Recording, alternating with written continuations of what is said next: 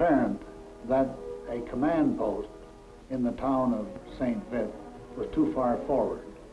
And so in the afternoon I sent my aide back around to the vicinity of Krombach to find a place where we could move into a room where there were tables and chairs, a place for messengers and liaison officers to park, a room that could be blacked out so we could use it at night. The 19th of December was characterized by strong probing attacks by the Germans all around the defensive horseshoe.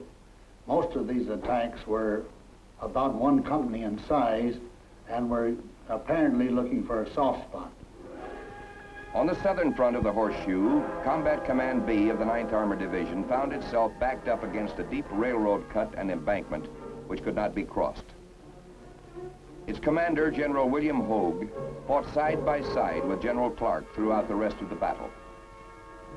In order that General Clark, who was on my left, would know what I was doing, I conferred with him and told him of the situation, and that I intended to withdraw through St. Vith and take up the new line on his right after dark on the night of the 19th. This very difficult operation was carried out in complete darkness and was very successful. We were most happy that that had occurred some 2 nights later when the attack took place, which drove us out of the forward end of the horseshoe and took St. Vith. As the morning of the 20th dawned, we of the 7th Armored felt pretty lonely. We had enemy on all sides and on our rear. We were out of touch with the 8th Corps, which I later learned had been forced to retreat from Bastogne to Neufchâteau down in France. Accordingly, I decided to send a staff officer of mine, Lieutenant Colonel Schroeder, to try and locate 1st Army headquarters and apprise them of our situation and ask for help. The defenses east of St. Vith still held. There, Colonel, then Major, Don Boyer was in the point of the horseshoe. Communications were sparse, but they were sufficient to pass requests for artillery fires and exchange the necessary coordination for the attacks of the various battalions of the division as we received attacks from the Germans and kicked them out with counterattack after counterattack. Colonel V.L. Boylan was in the horseshoe's northern curve. I can't recall too many details at that time of specific attacks because it seems that they went on around the clock. And the battlefield is an extremely lonesome place. It's not milling with people. You don't see much. You hear things, tanks blowing up, artillery, small rounds, and things like that. For a private like Bill Dassinger, the battlefield was everywhere. Minute by minute, things changed. I only know what it is to be in just that little hole. Maybe a squad or 2 around us. That's all we know. We know that little bit of territory that we have. You were constantly getting rumors. I remember one time we heard that the brightest spot on the Western Front was St. Vith. Many men believed the rumors that different units had pulled out and in turn were panicked. I remember reading one of Jim Thurber's book stories, which is entitled The Day the Dam Broke. And it seemed so apropos to this situation that I asked every member of my staff to read that book and take it to heart. Continued attacks went on during the day on both of the Combat Command Bs, and my G2 towards the end of the day told me that we had prisoners of war in our prisoner of war enclosure who were identified from 5 German divisions. This seemed impossible to me, but later events proved it to be correct. The defensive horseshoe was now a good 25 miles long, reinforced by Colonel Nelson's regiment that had lost touch with its division. But the line was being pounded from a horseshoe into a fortified goose egg. Lieutenant Patton knew why. He was riding wounded on the hood of a jeep, driven by a German officer back toward a German aid station.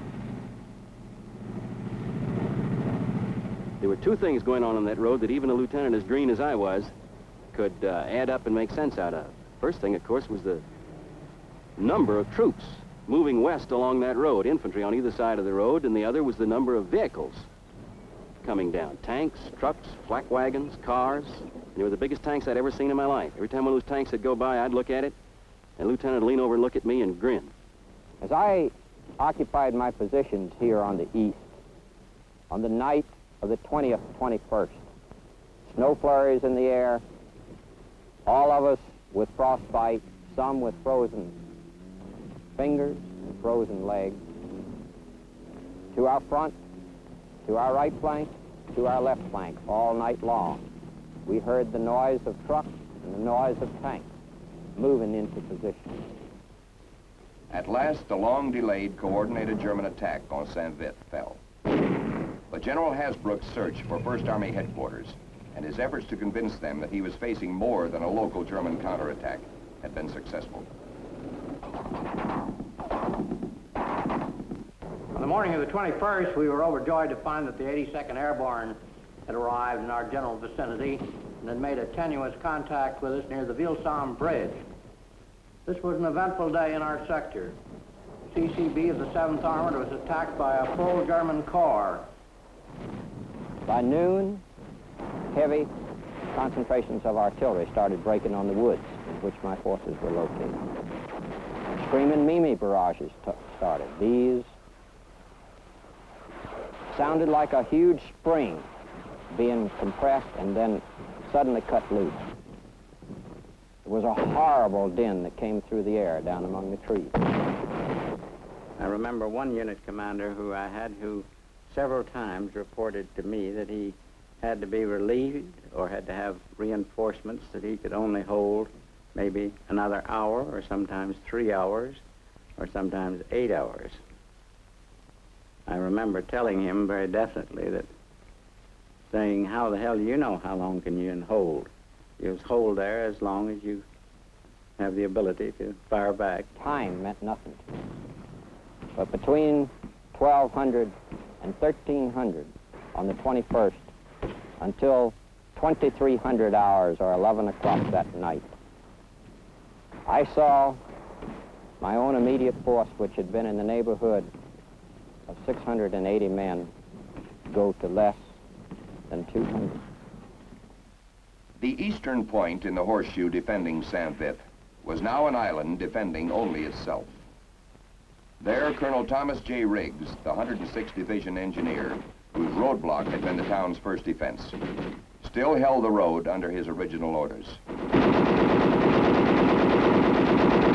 By that evening, the Germans were building up their intensity and were starting to break through on both of our flanks. By about midnight, we'd lost communication on both flanks with the two units, so we knew we were being completely isolated. Knowing that Saint-Vith now was filled with German troops coming in from the east, the north, and the south, I peeled off to the right until we got in the vicinity of the road that led to Prum. And there we broke off into 5- and 8-man groups. I gave them a compass bearing and told them to try to work their way to the west to rejoin General Clark, Combat Command B, where we might continue the fight. For by nightfall, I and the 4 men in my group were prisoners of the Germans. And I realized that in the furious fight in the day before, that I had been wounded, and for me, the world had come to an end at that point. We could then, in the dawn's light, see that all of the roads leading into Saint-Vith were full of German troops concentrating on and going through Saint-Vith. We obviously could not counterattack. I attempted at that time to split them up into patrols so they could attempt to work their way back to the friendly lines, the U.S. lines. We started 2 of these patrols out and watched both of them captured. And shortly thereafter, I was captured with the remainder of the group. On the afternoon of 21st December, General Clark informed me that the attack on St. Vith was becoming so heavy they would be forced out of that position that evening, and said he would retreat to the west. I agreed to conform with his movement.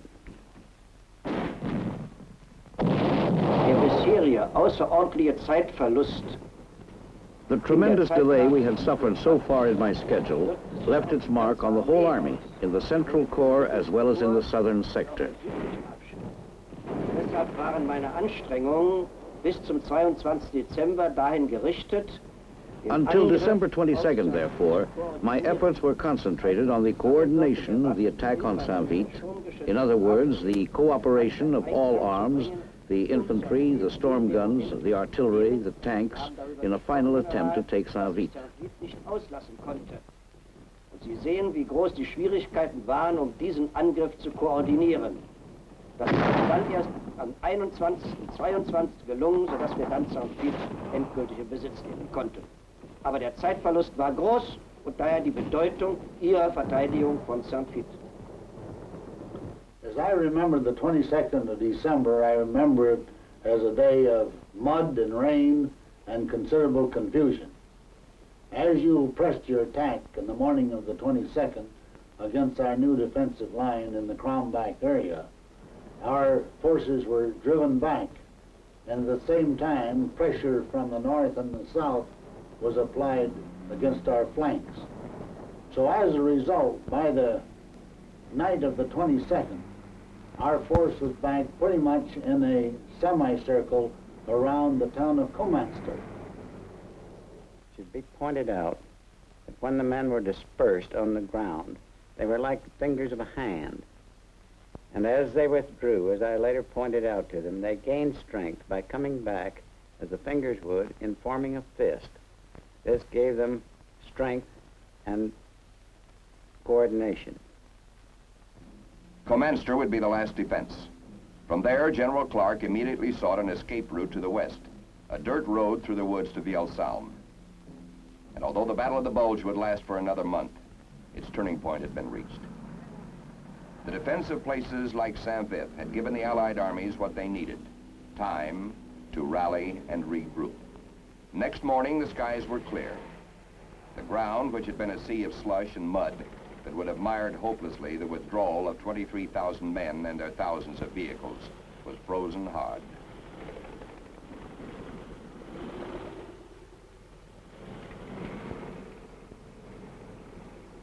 During the early morning hours of the 23rd, both CCB of the 7th Armored and CCB of the 9th Armored were hotly engaged with the enemy.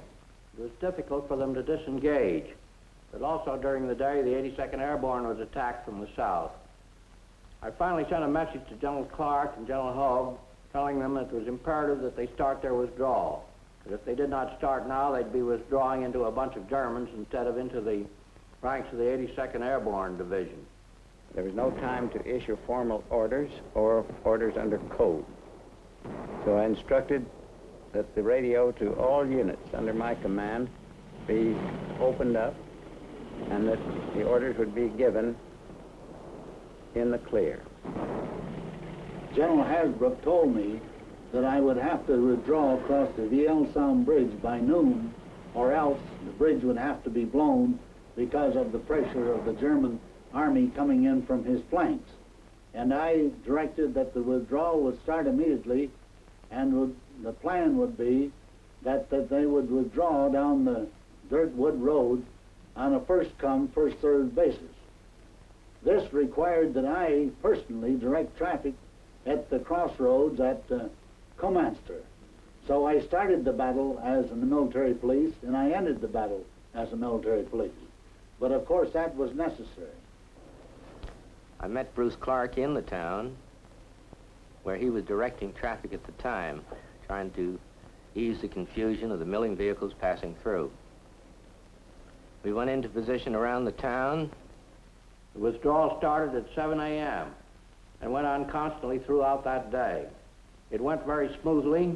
The covering forces operated efficiently, and only one unit had trouble. That was Task Force Jones on the southern flank, the last to withdraw. So the American column passed through these little towns of Biho and Bovigny, and as they did, they became part of Task Force Jones, which was the rear guard of the American unit coming out of Saint-Vith. And my little platoon became part of the rear guard of the last unit out of Saint-Vith. As we fell back onto the road to Chateau, I found it choked with vehicles from a task force of the 7th Armored Division. We attempted to work our way through these vehicles to find out what the trouble was, and we found that there was a burning tank in Chateau and that the Germans had apparently come around behind us with an anti-tank gun. In the meanwhile, someone had discovered a side road up a sort of a side canyon that went up this high mountain beside this Somme River. And just then, a beautiful thing happened. A full, bright moon came up over the hills. We went up this side road and then across country, and in one place we had to detail some of the tanks of the 7th Armored Division to pull the wheeled vehicles over a highland swamp. And about 2 o'clock in the morning, we finally wound up behind the 82nd Airborne lines. Mile after mile, and we came out through the snow, this brilliant, beautiful moonlight night, and then we saw another wonderful sight. About every 100 feet or so, we saw a man in a white parka standing there, and that was the 82nd Airborne. And we came out through the 82nd Airborne Division, out of the Battle of the Bulge, out of Saint-Vith, and that was Task Force Jones. We were the tail end of the rear guard of the 7th Armored Division. I climbed up the slope in there where I was greeted by General Hasbrouck, drawn, tired, out on his feet, but still the type of a commander standing there with his troops to the very last minute, threw his arms around me and said, "Boylan, thank God you got him out." And toward the end, I figured that I got practically no sleep for the last 72 hours before reporting to General Hasbrouck behind the 82nd Airborne lines. I wished him a Merry Christmas. It was the day before, but I wished him a Merry Christmas. But to us, it was just a big step to get home. I was and still am proud of the men and officers of the 106th Infantry Division with whom I went through such a dreadful bath of blood during this action. I was so proud, as a matter of fact, that I returned to that unit after escaping from prisoner of war camp some 28 days later. Es ist der Krieg der kleinen Leute. It is the war of the small men, the outpost commanders, the section commanders, the company commanders. Those were the decisive people here, who were responsible for success or failure, victory or defeat. We depended upon their courage. They could not afford to get confused and had to act according to their own decisions until the higher command was again in a position to take over. I believe I can say, and I have the right to make this judgment, that the Germans did this admirably well. At the same time, however, I am also convinced that this was the case with the American forces, who, after all, succeeded in upsetting the entire time schedule, not only of the attacking unit in Saint-Vith, but also of the 5th and 6th Panzer armies. That is a fact which cannot be denied. Just 1 month later, in January, you can imagine how we felt, the satisfaction of regaining what we had been forced to lose. There was snow on the ground. Small road leading down to the right, a few farmhouses and trees, and St. Vith itself. No movement, no noise, no dogs, no smoke, lifeless, flattened. Such is the rush of history that Saint-Vith, Belgium, is almost lost in it now. But not in the memories of those who made history there that winter, or those who must take life up again when history is past. And then we came back, one by one. The first to return were my father and my elder brothers. But when we came back, things weren't over yet, by far. Everything was destroyed here. That wasn't too bad. Somehow children don't care too much for material values. But the destroyed tanks were a horror. Everywhere, sometimes there were still burning bodies inside. Soldiers, Germans, Americans. And when we were playing sometimes, or ventured into the woods, which was very dangerous, when we tried to jump across a trench or something, suddenly we were startled with horror because there was a body lying in there. But gradually things came back to normal. Accidents were less frequent, and in time they were forgotten. And then it went on like that, and in spite of everything, we grew up and became strong. But still, something has remained. Sometimes when one talks about it, it comes back to one's memory, how awful it is. Und ich denke, dass es sehr schwer ist für ein Kind. Well, one of the things that's always bothered me most about the Battle of San Vith is that a number of heroic actions went unrecognized and unrewarded. Of course, there were a good many Silver Stars and Bronze Stars awarded because I had delegated that authority to my commanders, and they carried them in their pockets and were authorized to put them on the man at the time.